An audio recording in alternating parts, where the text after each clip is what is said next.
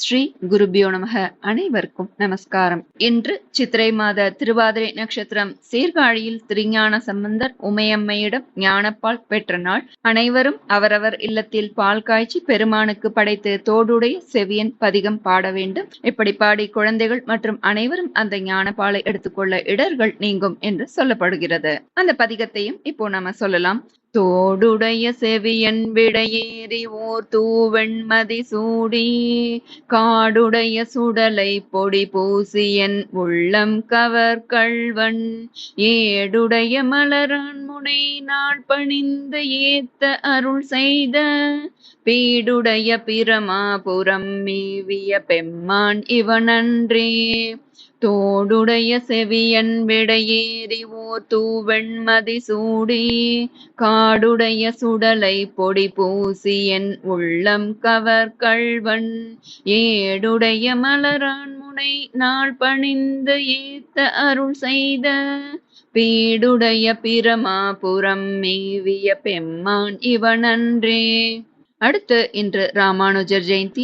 ஆதிசேஷன் அவதாரம் என்று போற்றப்படும் ஸ்ரீ ராமானுஜர் சித்திரை மாதம் திருவாதிரை நட்சத்திரத்தில் அப்போது பூத்தபுரி என்று அழைக்கப்பட்ட தற்போதைய ஸ்ரீபெரும்புதூரில் அவதரித்தவர் மகான் ஸ்ரீ ராமானுஜரை பிரார்த்தித்து இந்த பாசுரத்தை சொல்லலாம்.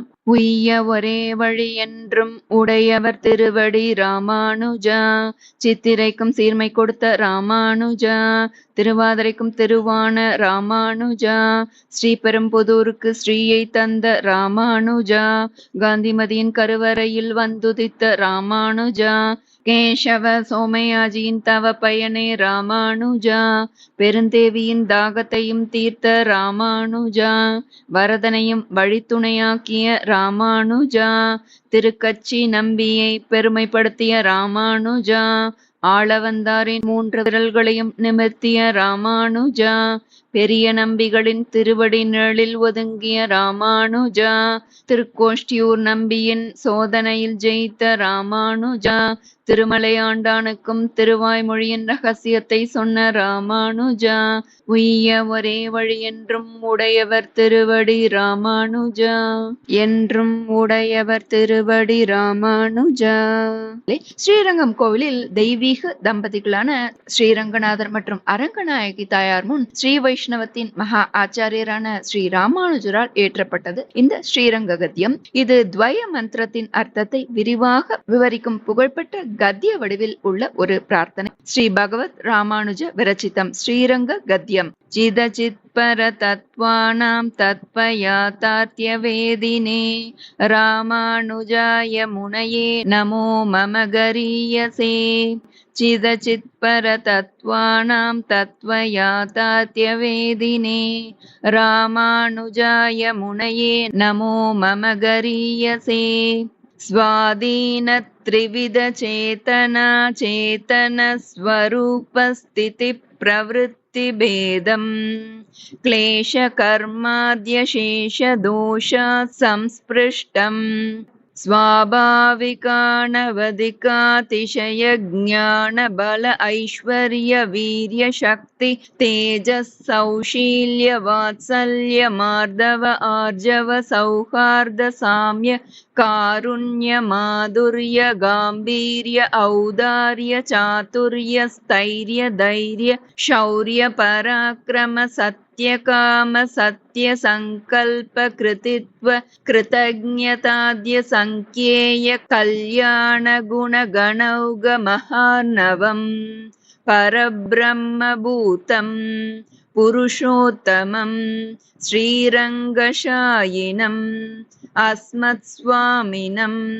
प्रबुद्ध नित्य नियाम्य नित्य दास्यैक रसात्मस्वभावोऽहम् तदेकानुभवः तदेकप्रियः परिपूर्णं भगवन्तं विशदतमानुभवेन निरन्तरमनुभूय तदनुभवजनित अनवधिकातिशय प्रीतिकारिता शेषावस्तोचित अशेष शेषतैकरतिरूप नित्य किङ्करो भवानी. स्वात्मनित्यनियाम्य नित्यदास्यैकरसात्मस्वभावानुसन्धानपूर्वक भगवद्धनवधिकातिशय स्वाम्याद्य किल गुणगणानुभवजनित अनवधिकातिशय प्रीतिकारिता शेषावस्तोचित अशेषशेषतैकरतिरूप नित्यकैङ्कर्य प्राप्त्युपाय भूतभक्ति तदुपाय सम्यग्ज्ञान तदुपाय समीचीन क्रिया तदनुगुण सात्विकतास्तिक्यादि समस्तात्मगुणविहीनः दुरुत्तरानन्त तद्विपर्यय ज्ञान क्रियानुगुण अनादि पापवासना महार्णव अन्तर्निमग्नः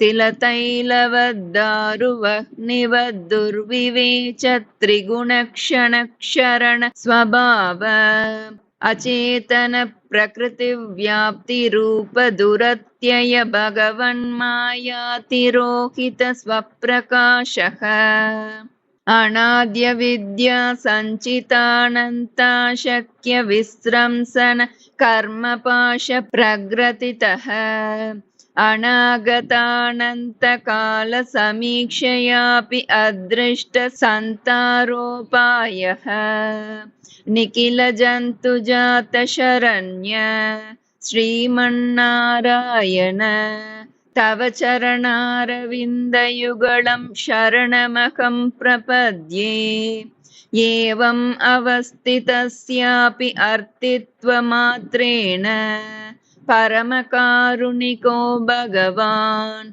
स्वानुभवप्रीत्योपनीतैकान्तिकात्यन्तिक नित्यकैङ्कर्यैकरतिरूप नित्यदास्यं दास्यतीति विश्वासपूर्वकं भगवन्तं नित्यकिङ्करतां प्रार्थये तवानुभूतिसम्भूतप्रीतिकारितदासताम् देहि मे कृपया नाथ न जाने गतिमन्यता सर्वावस्थोचिता शेषतैकरतिस्तव